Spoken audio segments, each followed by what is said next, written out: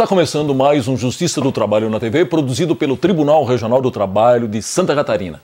O Poder Judiciário tem a função de proteger os direitos fundamentais e garantir o Estado democrático de direito.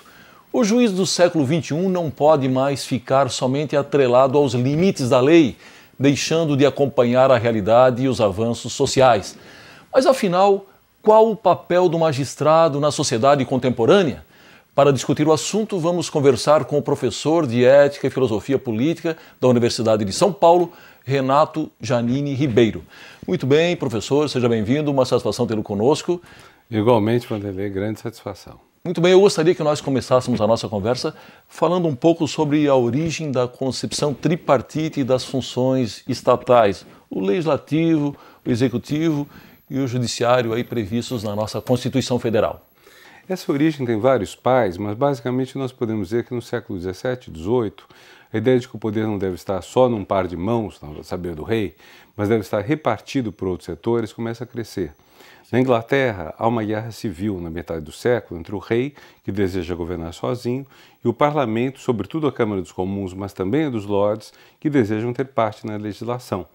E nessa ocasião já se fala que a ligação dos três representaria a ligação do princípio monárquico, que seria o do rei, do princípio aristocrático, que seria da aristocracia representada na Casa dos Lords, e do princípio democrático, que estaria na Câmara dos Comuns. Então seria uma forma de equilibrar. Inclusive uma dúvida curiosa, quer dizer, para nós a ideia de três poderes pode supor, por exemplo, acordo. Por exemplo, quando a gente pensa num voto de lei, quer dizer, são três, mas aí não são dois poderes, na verdade. Quando a gente pensa no voto de lei, a gente sabe que a Câmara, os senadores e o presidente têm que estar de acordo, senão não passa. Sim. Cada um pode vetar, sendo que o único veto que pode ser derrubado é o do presidente, mas se a Câmara vetar ou o Senado vetar, morreu. Uma das ideias que surge é, se dois dos três estiverem de acordo, passou. O que poderia permitir ao rei auxiliar com os representantes do povo ou com os representantes da nobreza e fazer passar uma coisa contra a vontade da terceira parte. Então, é uma questão que vai sendo elaborada ao longo do século XVII e XVIII, mas o princípio básico é como nós fazemos para tirar o poder de mãos únicas, como nós fazemos para ampliar isso, para colocar mais gente atuando e não deixando que ninguém tenha todo o poder consigo. Mas nessa linha de raciocínio, o senhor não concorda que, além desses três poderes formais, aí, a concepção de Montesquieu, hoje nós já temos um elenco de poderes, digamos assim, nem tão visíveis, quase invisíveis, mas que também passa a exercitar um papel de influência cada vez maior na nossa sociedade? Sim, bom, o poder econômico, por exemplo, é fortíssimo. A mídia? A mídia é forte, mas a mídia e o poder econômico também tem suas relações. Em certos lugares a mídia tem relação com o poder político.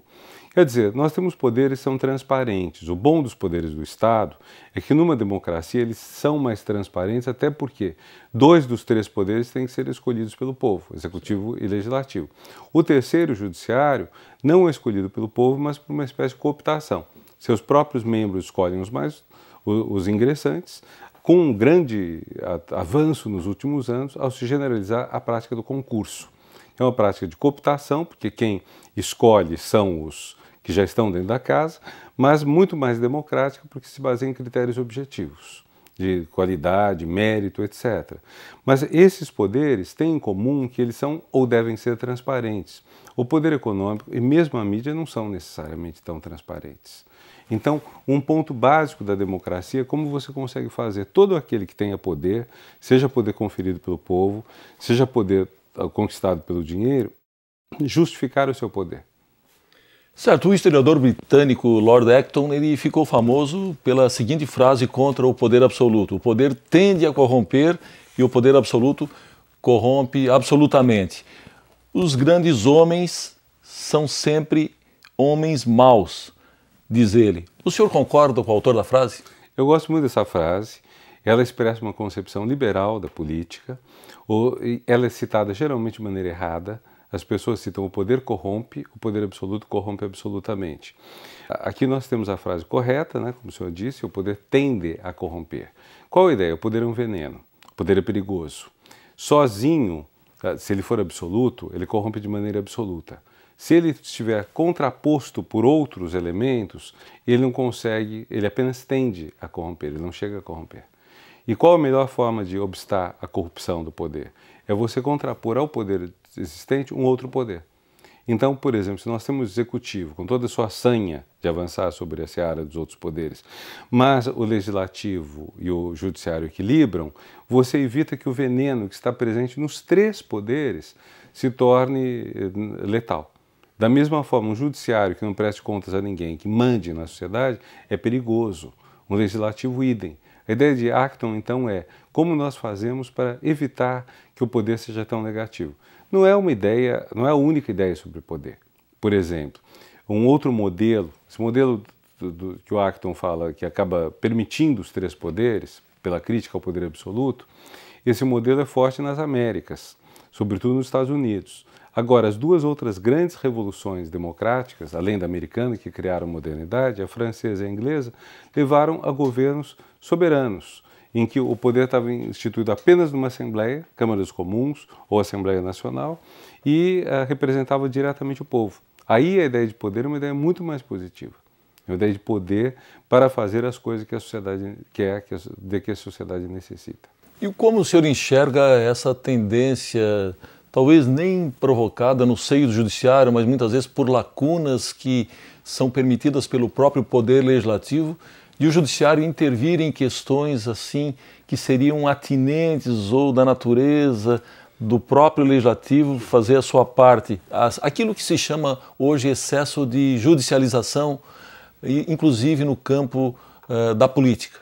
Olha, isso acontece sobretudo por parte do Supremo Tribunal Federal. Quer dizer, isso eu não acho que aconteça em todas as instâncias judiciárias. Certo. Mas, de qualquer forma, o fato que o judiciário tem, parece, um duplo papel. Por um lado, ele aplica a lei. Nesse sentido, não pode ir além da lei. Mas a lei já permite muita interpretação, muita. Por outro lado, ele é guardião da Constituição, que inclui cláusulas pétreas que, vamos dizer, são talvez as mais importantes da Constituição. Tanto que a Constituição começa, pela primeira vez em nossa história, com os direitos humanos e não com a estrutura dos poderes do Estado. O teor da Constituição pode levar o juiz a decidir determinada coisa. Vou dar um exemplo. A Constituição, desde 25 anos, ela diz que o salário mínimo deve atender a determinadas necessidades. Sim. Durante 10 ou 15 anos, não houve um esforço consistente do governo federal na direção de implantar o mandamento constitucional. Então, se um juiz, mesmo que fosse de primeira instância, decidisse o salário mínimo tem que ser tanto, ele teria uma base constitucional. Mesmo que esse tanto, dado de imediato, quebrasse a economia. Então, o que a justiça podia ter exigido na época? Podia ter exigido dos primeiros presidentes da nova república que detalhassem o seu programa de aumento do poder aquisitivo gradual, mas rápido. Sim. Disso. Só nos últimos anos que tivemos isso por parte do Poder Executivo.